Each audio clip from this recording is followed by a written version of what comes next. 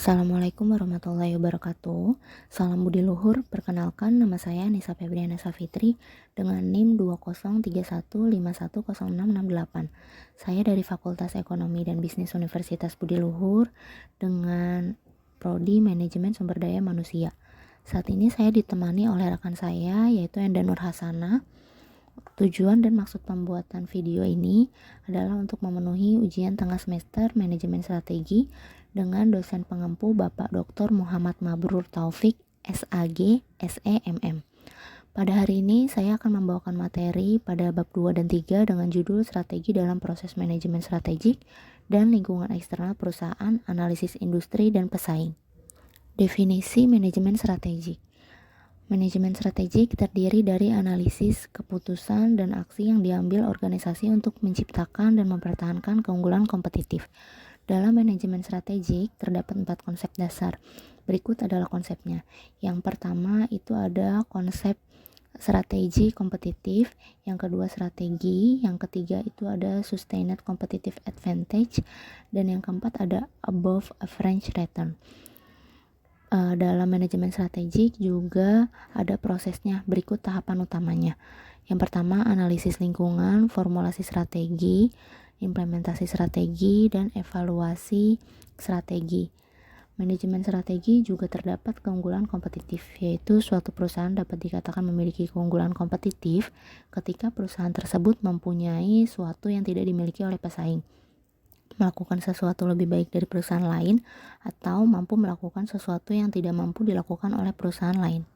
Keunggulan kompetitif juga terbagi menjadi 3 alternatif model. Yang pertama, model industri organisasi atau model IO.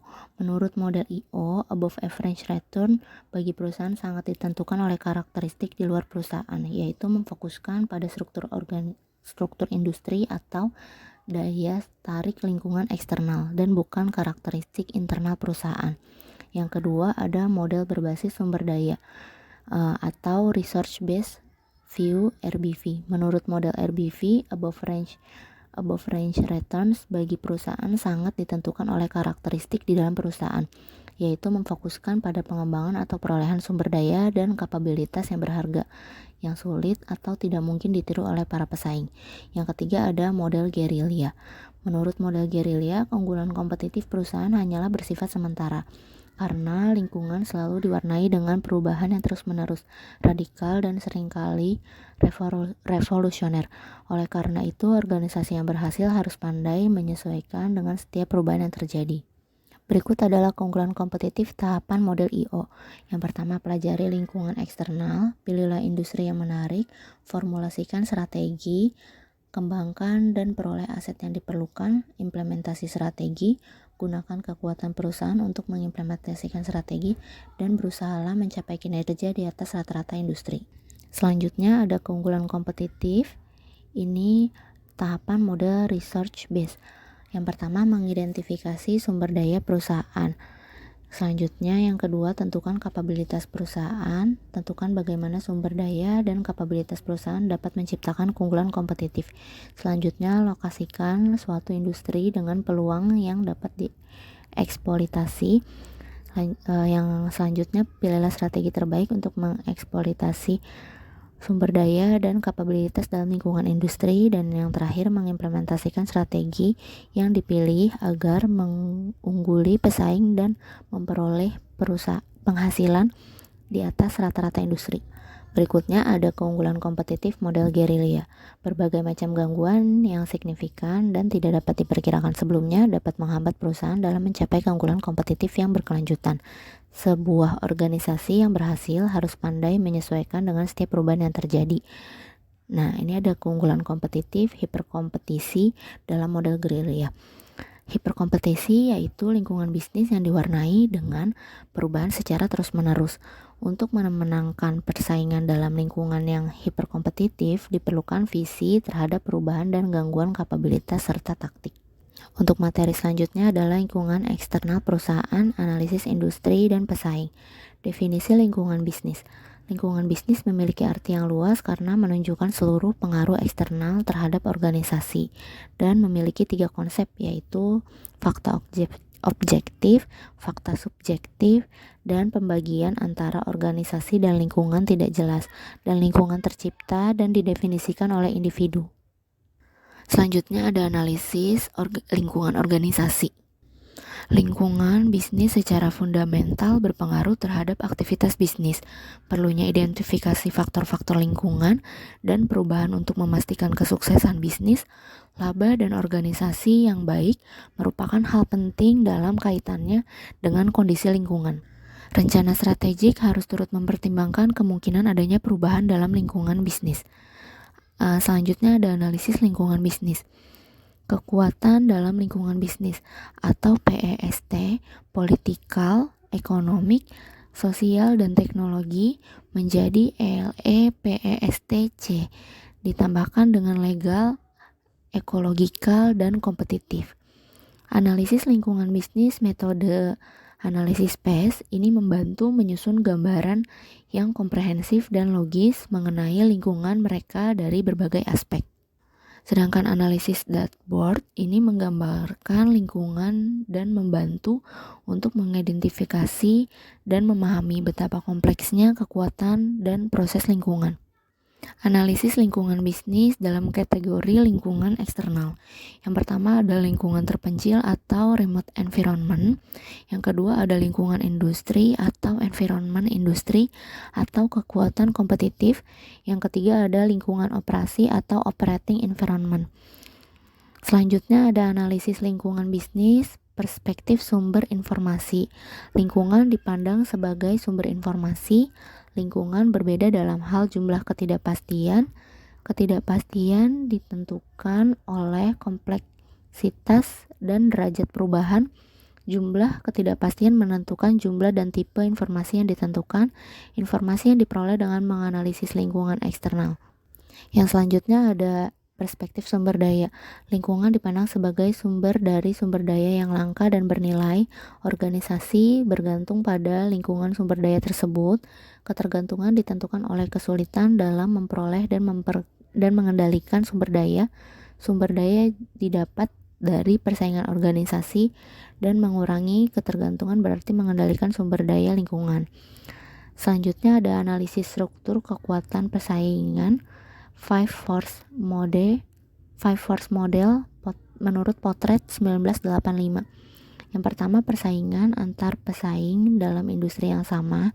Yang kedua, ancaman untuk memasuki pasar bagi pendatang baru. Yang ketiga, ancaman barang substitusi. Yang keempat, ada daya tawar pembeli. Dan yang terakhir, ada daya tawar penjual.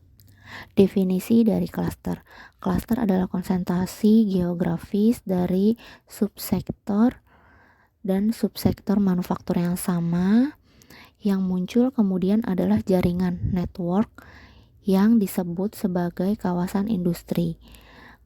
Berikut ada klaster yang berpengaruh terhadap kompetisi global. Yang pertama, peningkatan produktivitas perusahaan-perusahaan dalam wilayah tertentu. Yang kedua, klaster mendorong arah dan langkah inovasi. Yang ketiga, klaster menciptakan stimulus untuk penciptaan formasi bentuk bisnis baru yang pada gilirannya akan memperkuat klaster itu sendiri. Sekian penjelasan dari materi yang saya bawakan hari ini. Untuk rekan saya, Enda Nurhasana, apakah ada yang ingin ditanyakan? Saya Enda Nurhasana, saya memiliki beberapa pertanyaan untuk materi yang sudah dijelaskan oleh rekan saya Anissa. Pertanyaan yang pertama, ada apa yang dimaksud dengan above average returns? Untuk pertanyaan yang kedua, bagaimana tahapan model industrial organization (IO) untuk mendapatkan above average returns? Untuk pertanyaan yang ketiga, bagaimana yang dimaksud dengan fakta objektif dalam lingkungan bisnis? Untuk pertanyaan yang keempat, bagaimana yang dimaksud dengan fakta subjektif dalam lingkungan bisnis? Untuk pertanyaan yang kelima, apa yang dimaksud dengan remote environment? Pertanyaan keenam, faktor apa saja yang berkaitan dengan remote environment?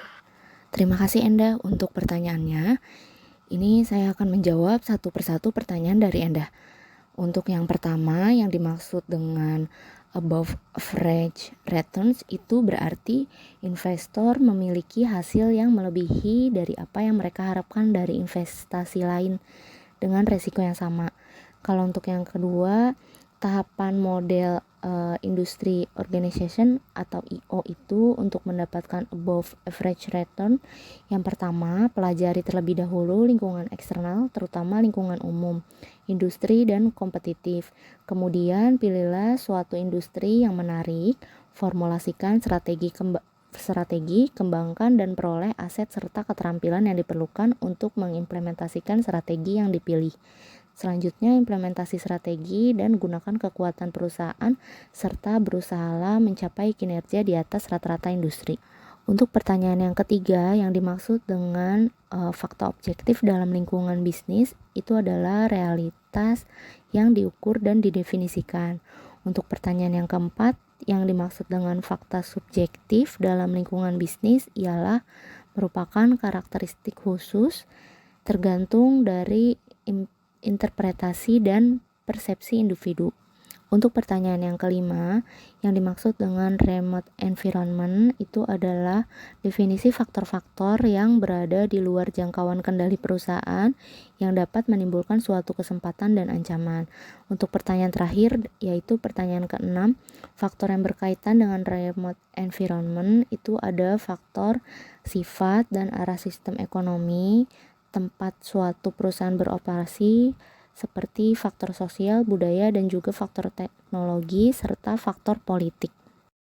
Demikian penyampaian materi dari saya dan rekan saya. Sekiranya masih ada kekurangan dalam penjelasan dan pembacaan, mohon maaf yang sebesar-besarnya dan saya tutup dengan wassalamualaikum warahmatullahi wabarakatuh.